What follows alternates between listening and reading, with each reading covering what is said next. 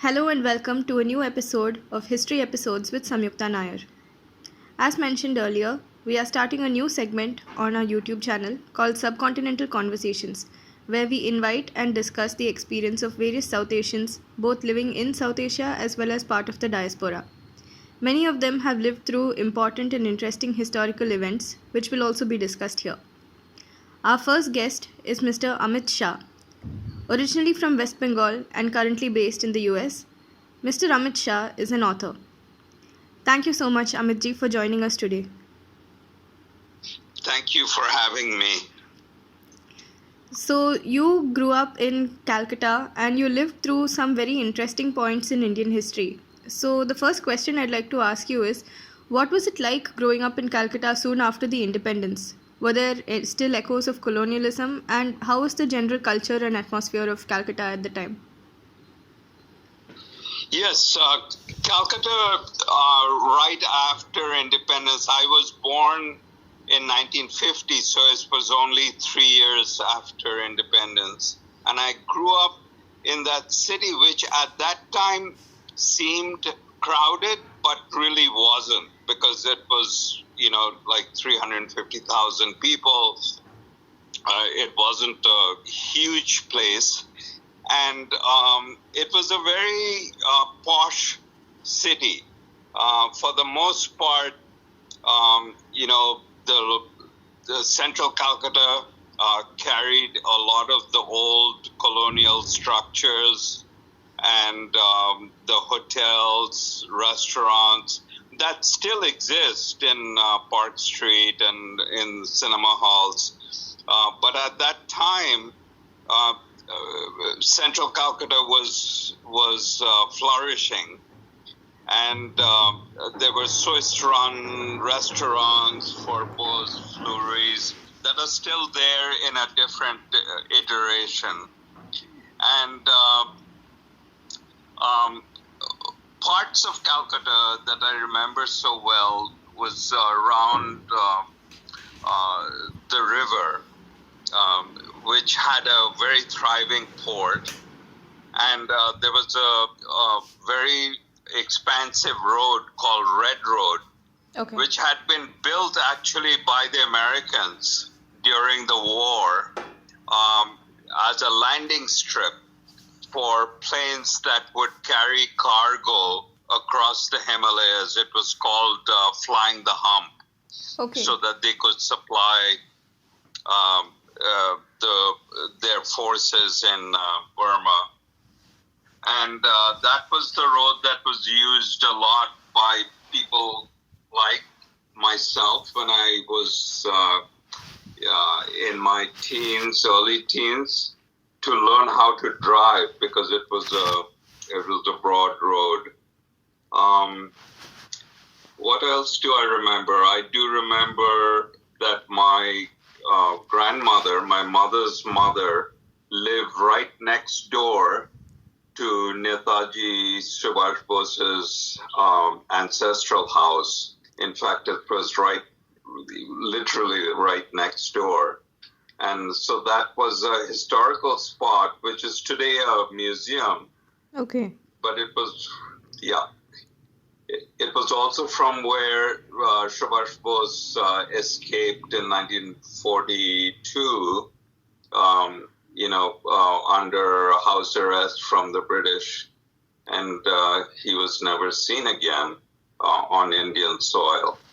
So it's so interesting how things that were originally built for war purposes, like you mentioned, Red Road, actually turned into, places where children used to spend time, or, youngsters used to spend time. I mean, I remember my mother telling me something similar. She grew up in Port Blair in the 1960s and early 70s, and she had mentioned that the children used to run around and play in these leftover Japanese bunkers from World War II. That's right. I say that because I have actually been to Port Blair many years ago, and the bunkers were still there. And my mother had a story about during the war, when Subhash was actually he wasn't in the Andamans, but he broadcast Mm-hmm. From a station in the Andamans, and she remembers that very clearly. She was a college student at that time, Okay. and they were very, interesting, exciting times.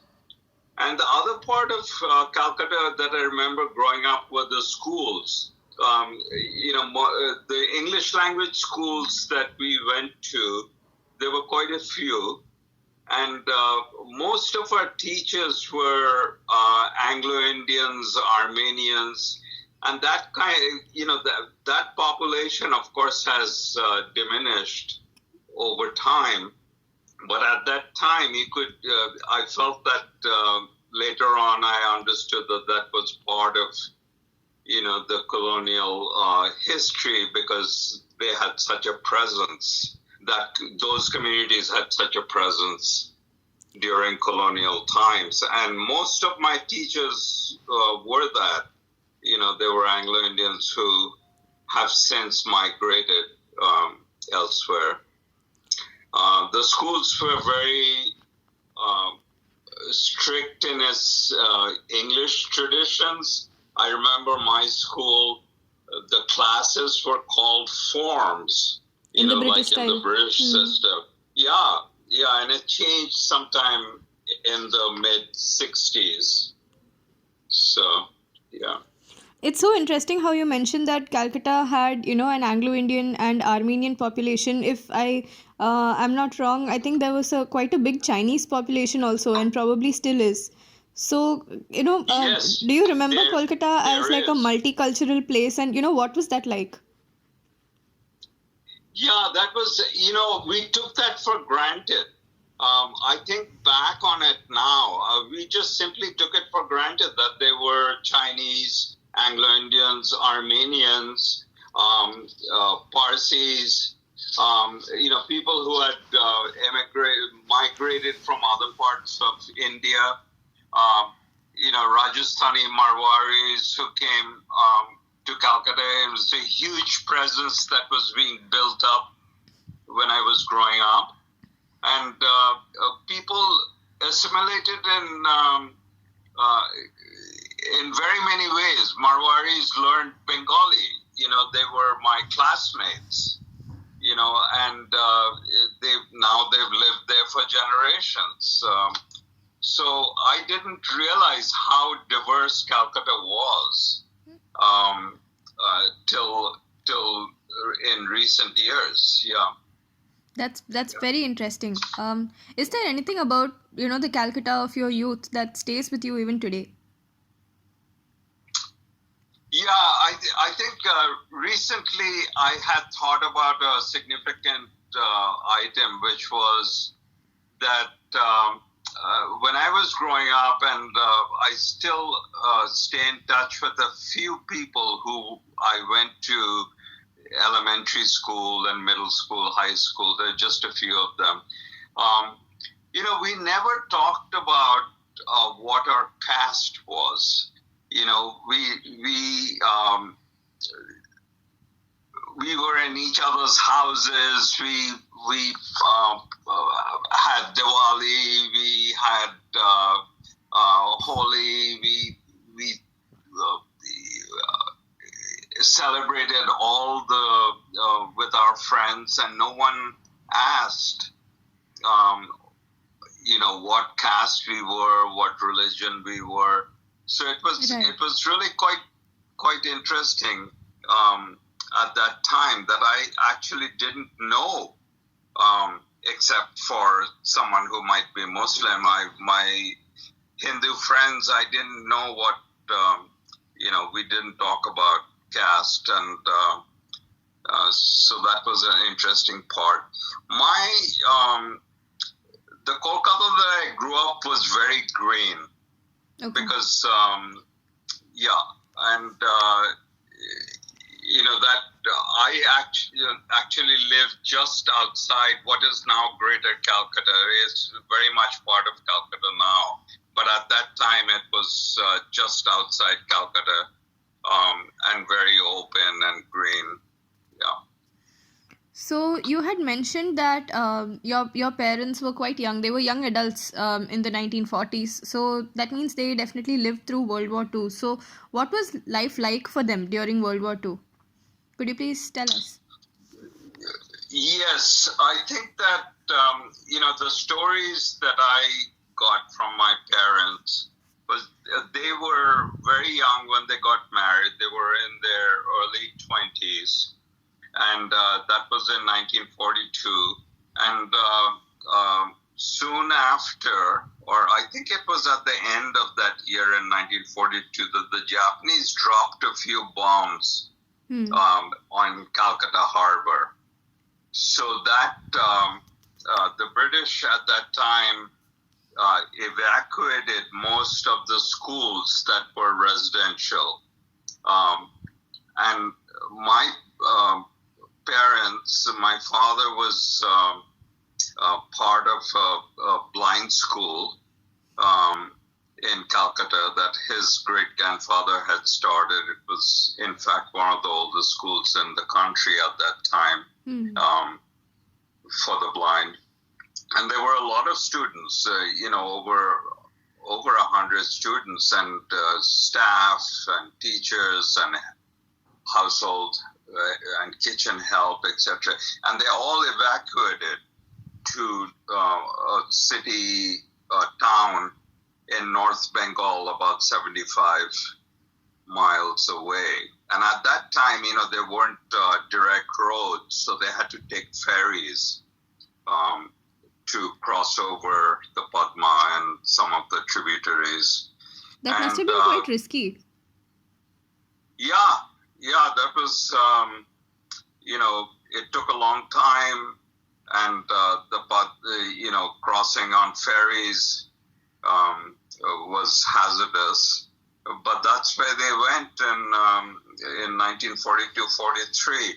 And the other part that they experienced, my mother talks about having not just the British but the Americans soldiers who came and were stationed in Calcutta during the war. And the funny thing was, she said that she hadn't seen people so big, because they were very tall and big, and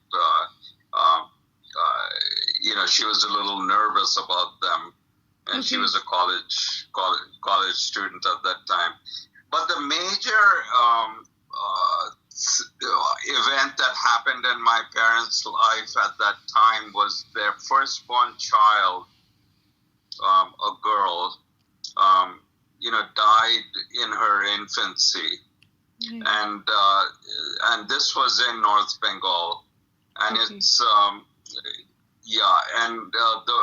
they were Christians, my parents, and so they wanted to find a cemetery to bury their child, and the only Christian cemetery, was run by the English, and they wouldn't allow a non-English to be buried there. So my oldest sister has an unmarked grave, and my parents never talked about it, so it really affected them. And all I know of that sister is her name. I don't know when she was born, when she died.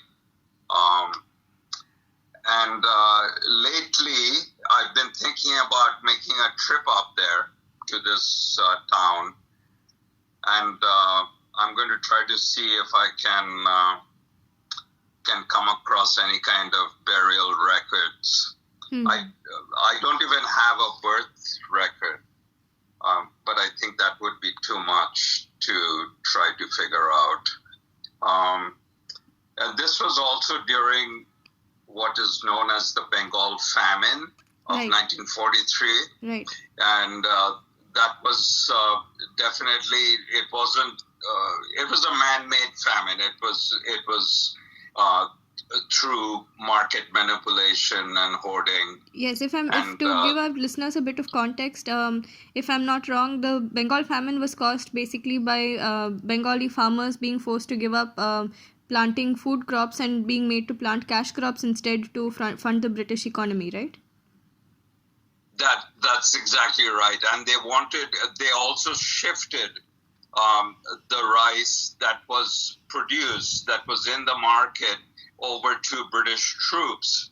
And so there was a lack of rice and foodstuff in the marketplace, and hoarding started.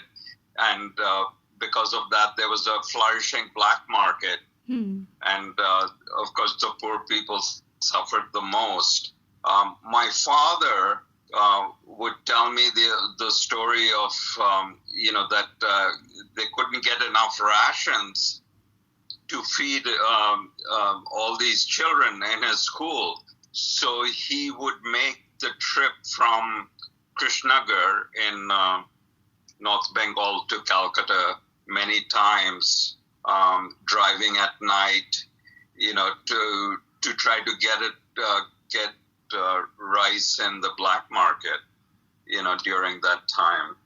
So, those were, now the Bengal famine is talked about a lot by historians. When it was happening, it was a significant event in the Kolkata region, because there would be people on the streets. They were dying on the streets, literally, and families would want not just rice. I mean, they just asked for rice water. The leftover rice water, it was a horrible time from the little that my parents talked about. Yeah. And the pictures coming out of that time, I mean, some of the photos in the old newspapers preserved in archives, they're really horrific. I mean, I remember one picture of, really, people as well as animals, like even cows, dying or almost dead on the roads. And that's right. I actually thought of something. I mean, you had mentioned that you would be planning a trip to the town in which your late elder sister was born. So maybe it would be worth, in case she was baptized, maybe it would be worth checking out church records, and in case... Yeah, that's what I want to do. I have found out that there is a cemetery association in that town, and so I'm going to get in touch, and I'm going to ask some people and my friends in Kolkata to help me out and see if I can I hope you find, if I can get something. I hope you find what you're looking for. And thank you. Circling back, you had mentioned that your father's great-grandfather had started a school for the blind. So could you please tell us a little more about that? Yes, that was, is probably one of the most significant things in our family. In fact, it is, because for generations, we've heard about this. Well, my great-grandfather, who was my father's grandfather, Lal Behari Shah, he was a printer in a missionary printing house in Kolkata, and he learned English Braille from one of the owners who was a missionary. And I think part of it was that the printing press had pamphlets that they would print for propagating Christianity. And I think they wanted to reach, people who were blind. But Bengali Braille didn't exist. It was, that hadn't been formulated. And my great-grandfather started losing his sight in his early 40s. And at that time, he decided he created a system for Bengali Braille. That's amazing. And he wanted to test it out and he actually paid street kids, people who were begging on the streets. A few of them, he paid them to come and learn the system at his house in Calcutta. And that's how the school started. And the Braille system for Bengali was named after him and stayed that way, Shah Braille, till the 1960s. Of course, now there's an uniform code for Indian languages, Braille, in India, because there are so many different languages. So that's how the school started, and then it gathered in his house, and it stayed in his house, slowly building, and then it started in 1894, and then in 1925, my great grandfather bought all this land just outside of Calcutta, Behala, which is now part of Calcutta, and deeded it to the school. And so the school moved there, and the school is still in existence. It's run by the state government. Right. And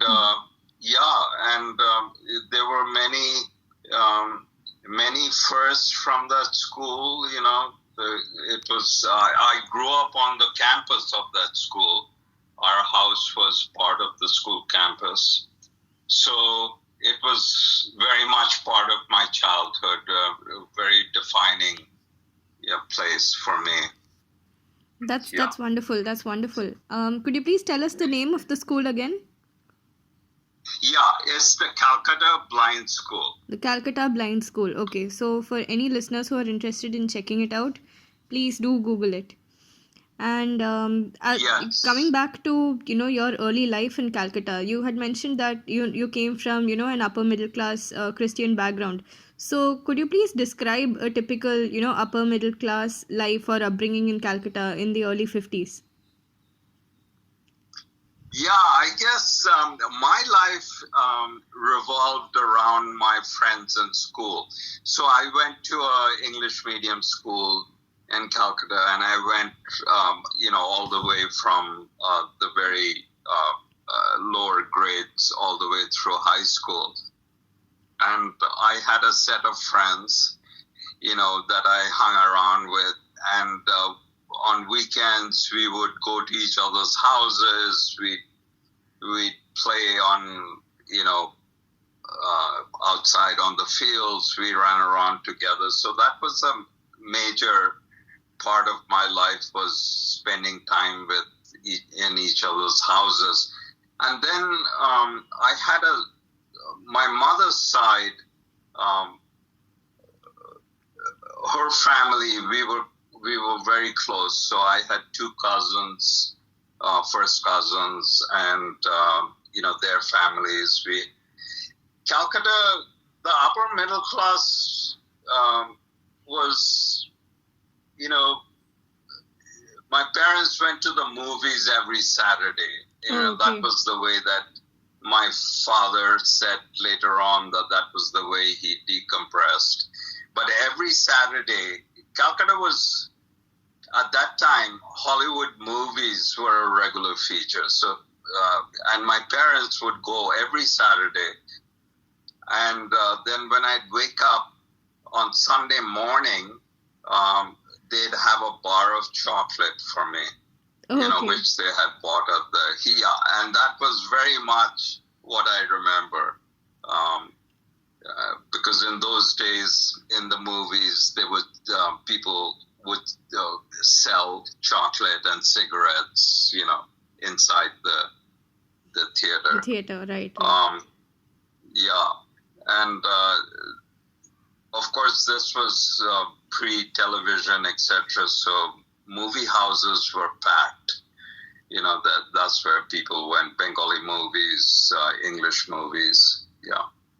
I recall my mother saying a very similar thing about her childhood in Port Blair. She said that there was one theater over there which everyone used to go to called Mountbatten Talkies, and they didn't have anything else to do. And so she watched Bhagat Singh at least 3 or 4 times with her parents over there.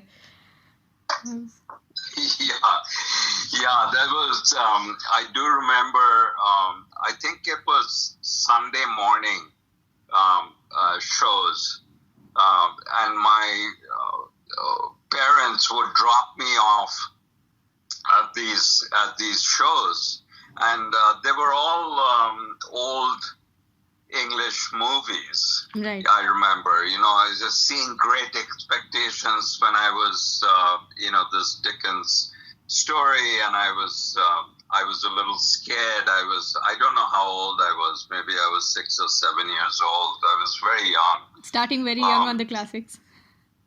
Yeah. So, yeah, there were just the two of us. My sister, I had an older sister. She was 4 years older than me. She and I spent a lot of time together. But because she was 4 years older, at that time, that was a big age gap. She had her own set of friends. Mm-hmm. Yes. Yeah. So you had mentioned that you went to St. Stephen's later in Delhi. So can you describe the St. Stephen's of your time and tell us what are some of your strongest memories from there, and also how you think things over there have changed over the years? Yeah, I went to St. Stephen's in 1967. So that was almost, over a half century ago. And there, in my batch, there were perhaps six or seven of us from Calcutta, right, who went up to St. Stephen's. And that was a huge number at that time from Calcutta, because there were only like 2 or 3 who had gone before that from the eastern part, from Calcutta to St. Stephen's, because it was very much, it wasn't on our radar in Calcutta, that college. Where did people normally study from Calcutta? Yeah, so people went to, Calcutta people went to Calcutta University. They went to Presidency, Jadavpur, St. Xavier's. Right. That was the route. And in the middle of 65, 66, 67, Calcutta, the political situation was explosive. I mean, there were food riots. There was a lot of political upheaval, and there were bands and hartals, and the university was frequently closed, and so some of us got a little nervous that we wouldn't be able to graduate from right. Calcutta University. And so we started looking elsewhere. And I knew somebody whose brother had gone to St. Stephen's. And that's how I ended up applying, because of this person. And so Stephen's at that time was a very small college. It was 750 students altogether. Okay. So you can imagine how, I mean, it's probably 3 times that today, if not more. And about 250 of us lived on campus, and so I knew everyone who lived on campus in my 3 years. And it was, not only was it selective, but it was also very snobbish. Right. I think that reputation has lived on to the 2000s as well. Right. And I say this with all, not only respect, but a lot of love, because that college made a huge impression on me. I was 17 years old, and I was ready for anything that would come my way. And I learned a lot. I met a lot of people. And the snobbishness I regret, because, it it was a small college. Delhi University itself was so small. It was 5,000 students, I think, in all of Delhi University. So you can imagine how small that was. Right. And there we were. We even developed a vocabulary of our own, a mixture of Hindi and English, terms that non-Stephanians wouldn't understand. Can you share some with like us? that, Can you share some with us? Sorry? Can you share some of those terms with us? If I can remember, one of them was chamcha, which meant that you were a brown noser, that you were following someone else around. Right. But it did require, the school did require a lot of work, and there were some very bright students around us, and so that I learned a lot from them, as well as from a few of the professors. Of course, there were professors who I had a lot of stories. Like one professor just simply taught from his notes, and so at one point the notebook disappeared, and so classes stopped for a week, and I realized also at that time, they made us think about things, because we would have what we call tutorials, which was small group meetings with an advisor. Right.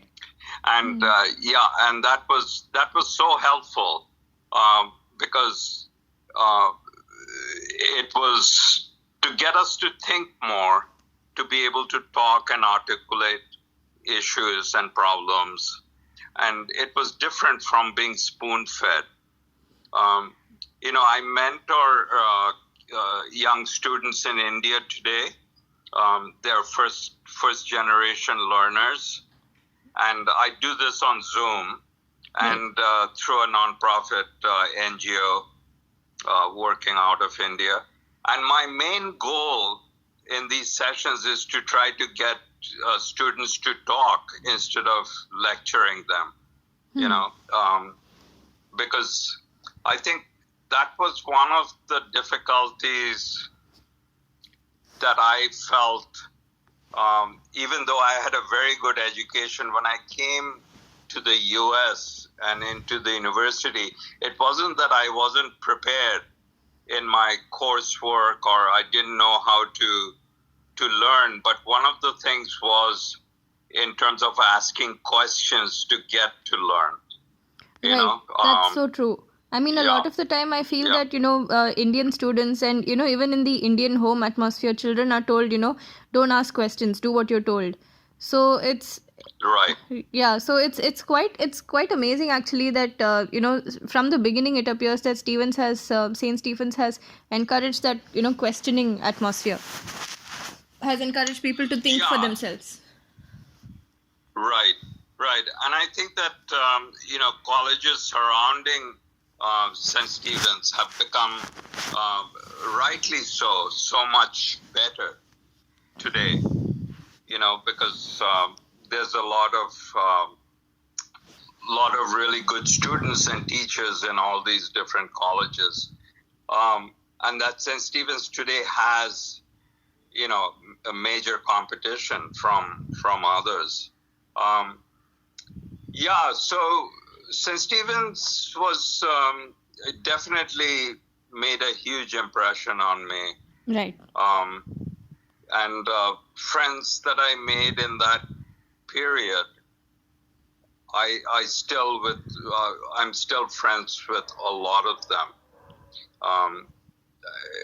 More so than percentage-wise, I would say more so than any other time of my life. Yeah. That's lovely. Yeah. And another very important thing happened during your student years, the Naxalbari Movement. So, what was it like to be a student during this time, and how did this affect you and your family, if at all? Yeah. Once again, Naxalbari movement in today's world, it's primarily known as something that's happening in rural areas, and it's a militant group, etc. But when it first started, and it was in North Bengal in 1967, Calcutta was affected in a very big way, because most of the leadership of that at that time was from Calcutta, because it was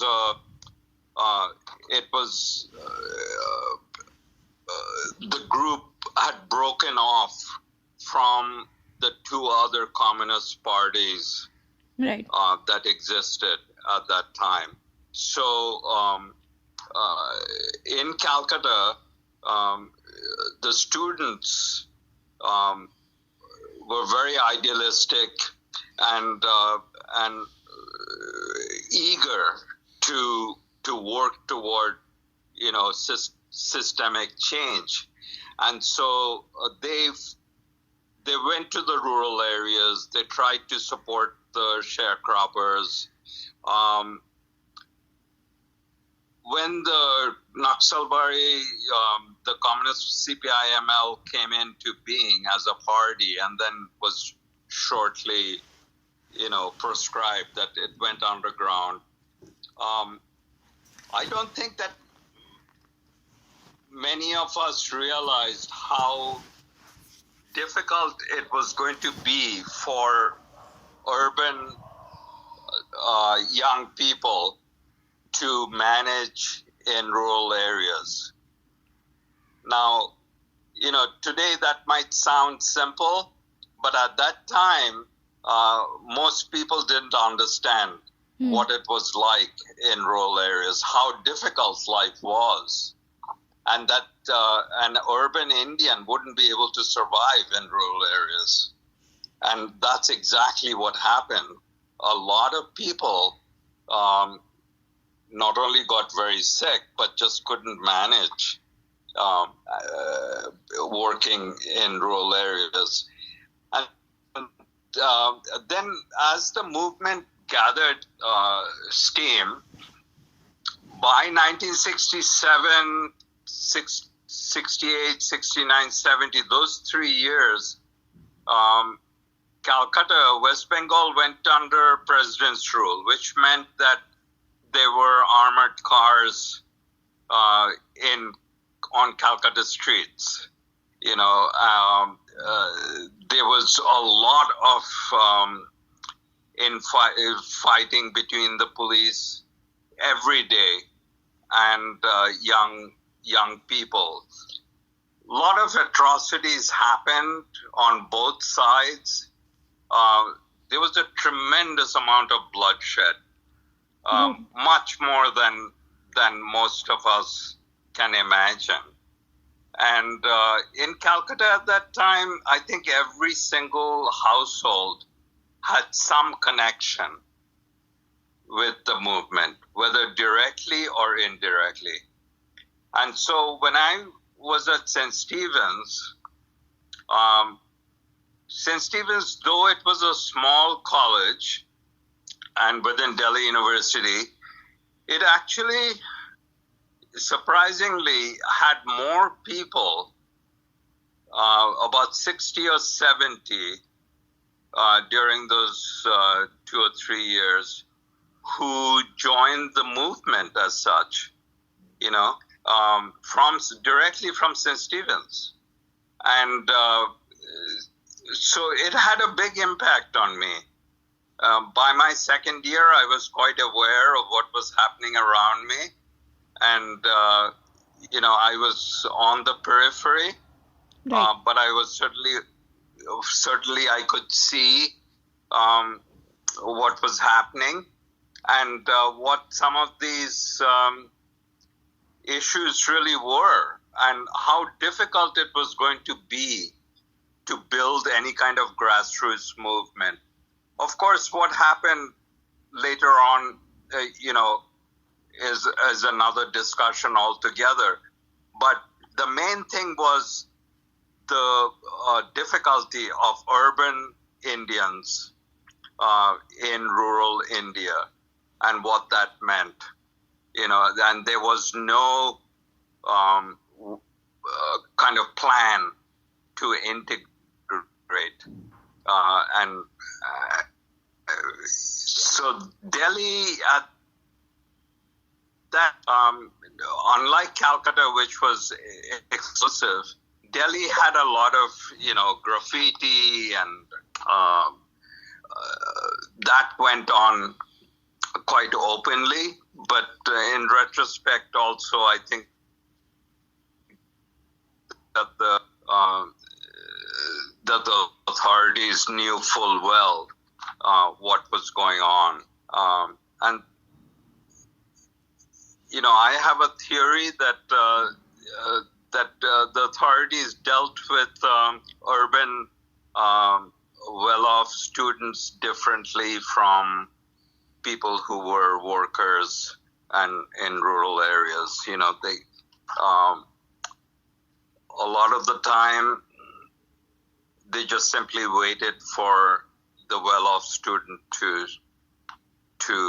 stop doing what they were doing. Because it was going to be too hard. Yeah, that it was going to be too hard. Yeah. So I definitely had people I knew and still know who did go underground. They've written about it in great detail. There's one person in Delhi, and he's very well known, Dilip Simeon. He's written, a lot about his experience. And, he was one of those people who had very strong beliefs. And but there was also, when he wanted some direction during the Bangladesh War, which the Chinese supported the Pakistan government. Right. There was a lot. Yeah. So there was a lot that people didn't understand as to what the movement really was. It had more of an impact on people from Calcutta, I think, than anywhere else in India. Thank you so much for painting that very detailed picture for us. And that actually leads me to my next question. I mean, from Calcutta during this time and, having lived through the Naxalbari movement, you then moved to the US in the early 70s. So that must have been a huge difference, like a huge culture shock. So what was it like being an Indian immigrant to the US at that time? And can you describe some of your early experiences? Yeah. So I moved to the U.S. in early 1971. And my father had been in the U.S. Over many times over the years. So I had a lot of stories in my head about what the U.S. was going to be like. Plus, my older sister had been out here. She came out here after she graduated from undergraduate in Calcutta. So Right. she had been there for about four years. And so I was very cocky. I was 20 years old. I was before my 21st birthday. And I was ready, to find a different life. Because at that time, I didn't want to join the Indian Civil Service. I didn't want to join the small corporate India, and I had a lot of trouble trying to situate myself as a journalist. Right. And so I got very frustrated, and my father helped me get to the U.S. And so I came out here in March of 1971, And the first couple of things that I noticed one was the speed on the highways, because I used to ride a motorcycle in Delhi. Okay. And and to have a steady speed of 70 miles an hour, 100 kilometers as a steady speed was huge.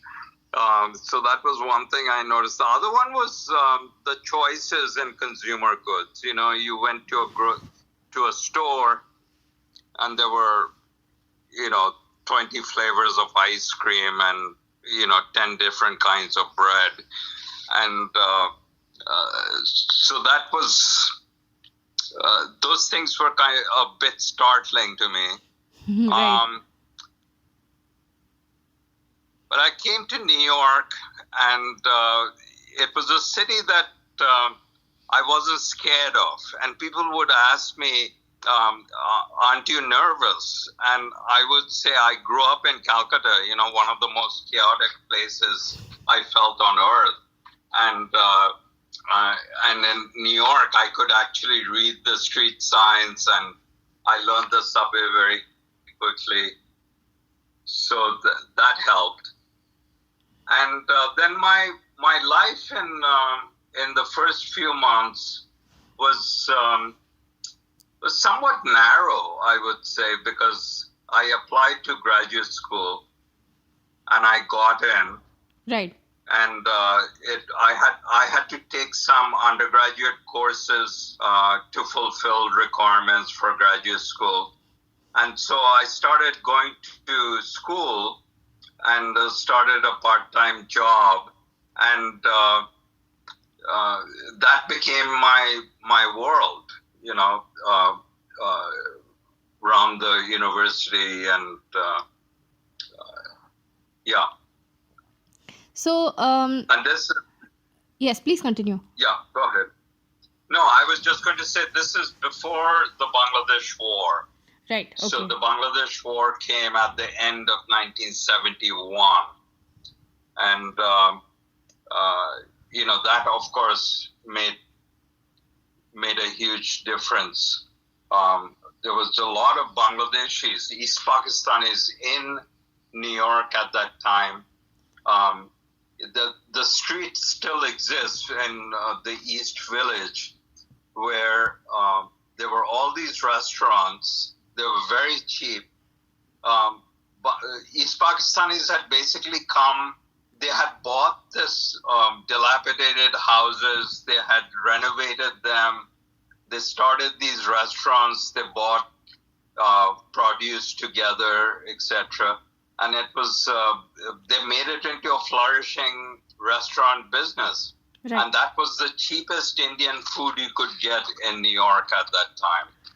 So Yes. the 1971 war, would you say that it basically caused another wave of Bangladeshi immigration to New York?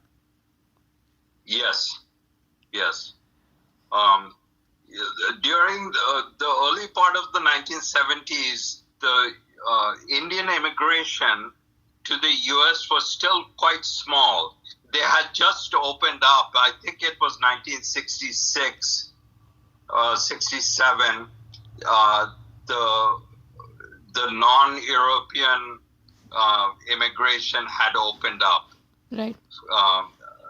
And so there were Indians, certainly, but mostly at the university. Mm-hmm. You didn't see a lot of other types of work. Within 20 years, that changed absolutely dramatically, where every street corner newsstand was run by an Indian. Right. The majority of taxi drivers in New York are Indians or South Asian. And You know, even now, Indians are like one of the largest immigrant populations in the US, right? Yeah, I think they're like the third largest, because the largest, I think, are East Asians. Okay. You know, Right. Chinese, Koreans, and then from Latin America, South America, and then Indians. Yeah. So, what was it like to be a member of the Bengali diaspora, specifically in the US? Your writings speak hauntingly of Calcutta. So, what is your relationship with the place of your birth, and which place do you truly identify as your homeland? I realize I just asked 3 questions in one, but what was it like to be a member of the Bengali diaspora in the US then and now, and describe your relationship with Calcutta now. Yeah, well, I am a Bengali. I grew up in Kolkata, and my mother tongue is Bengali. I'm an Indian by birth, and I thought of myself, and in some ways think of myself as an Indian, though much has changed. And it changed. I held on to the Indian passport for 30 years after I'd been in this country. And it was only after 9/11, it was 2001, that I applied for US citizenship. So I think of India all the time. I try to keep up with what's happening, what's around. Some of my friends are still in India, in Bengal. And I identify very closely with my homeland. Now, I've lived in this country longer than I had lived in India. Now it's been, 53 years. When I first came, I didn't want to be like ghettoized in the Indian community that existed. Now, in retrospect, I think that perhaps I should have tried a little harder to join, my Indian and Bengali groups, but I didn't, because I felt like I needed to be more open and not get clustered. And so the only Bengalis that I would at that time were people who were either teaching at the university or students. I didn't have, other than my sister, I didn't have any family or very few friends who were Bengalis. So that's the way it went.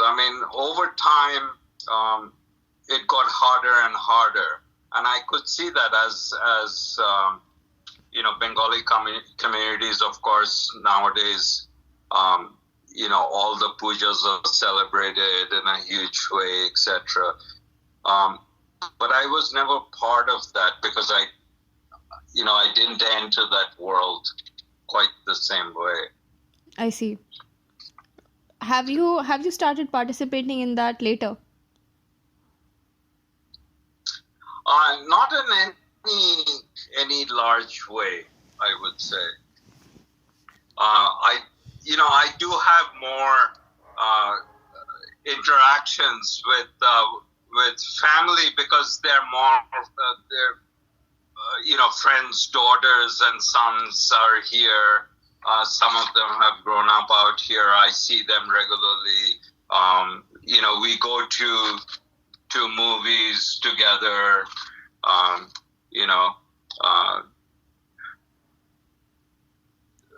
And like that, like this Saturday, I'm going to go and see the new Rocky or Ronnie. Oh, okay. And and it's going to be a big event because it's so popular, and I've heard such good things about it. So that the two people from friends' children, that I'm going to go with. Yeah. I can tell you from experience that Rocky or Rani, it's a very nice movie, and I mean it was not what I expected. And the heroine is like from a Bengali background, quite similar to yours as per what you described. So I think you might enjoy it. Yeah, that's what I heard about that. They got it just right about Bengalis in Delhi. Yeah, yeah, I look forward to it. And also, over time now, Indian food also restaurants have. It's not just one kind of food, because when I first came, it was all North India. It was just like one size fits all. But now, of course, in places like New York, I mean, just the explosion of different kinds of Indian food. Recently, there's a place out in Boston that we've become very fond of, and it's actually. It's not fast food, it's a sit-down restaurant, but it's a dosa. It's called Madras Dosa Company. Oh, nice. I've heard of this. Yeah, they've made a big splash because they're so good. And, of course, they open near Harvard for the, student crowd. And they're open till 2 o'clock in the morning. And, we go there almost every week. Yes. So it looks like the America that you came to in the 70s versus the America now, it has become a lot more Indianized. Would it be right to say that? Yeah, you're right. Because the America that I came to had very little understanding of India. Sometimes friends of mine, we'd laugh at, like people couldn't, if we said Indian, they thought we were talking about American Native Americans, so we had to say, no, we are from the other India, the other India. Not the ones. Yeah. All that has changed because wherever you are now in the U.S., whether it's even in the small towns, I mean, there's just so much immigration and so much integration. Yeah. Thank you so much for... And certainly in the workplace because... Yeah. No, please continue. In the workplace. No, I was going to say that in the workplace, Indians have such a huge presence because, they're part of what Asian groups are dubbed, which is the model minority. Of course, they're not model by any means, but, they're aspiring. Indians have always been that, but in the immigration pattern is that they're aspiring. And so in the workplace, I think they have a huge presence. Over time, I've seen that happen, in the industries that I work with in publishing, slowly and steadily. There was a time when it was absolutely unheard of, right? And now the largest publishing company in the U.S., Penguin Random House, is run by an Indian. And though he's a financier, and his background is in business, but he is the head of the largest publishing house. That's so fascinating, and thank you so much for giving us so much detailed information on your childhood and how the US used to be when you initially moved there versus how it is now and how so many things have changed. I think you're truly part of the generation that has lived through so much, both in India and in the US. And thank you so much for taking the time to join me on this episode and for being our very first guest. It really means a lot. Thank you, Amit ji.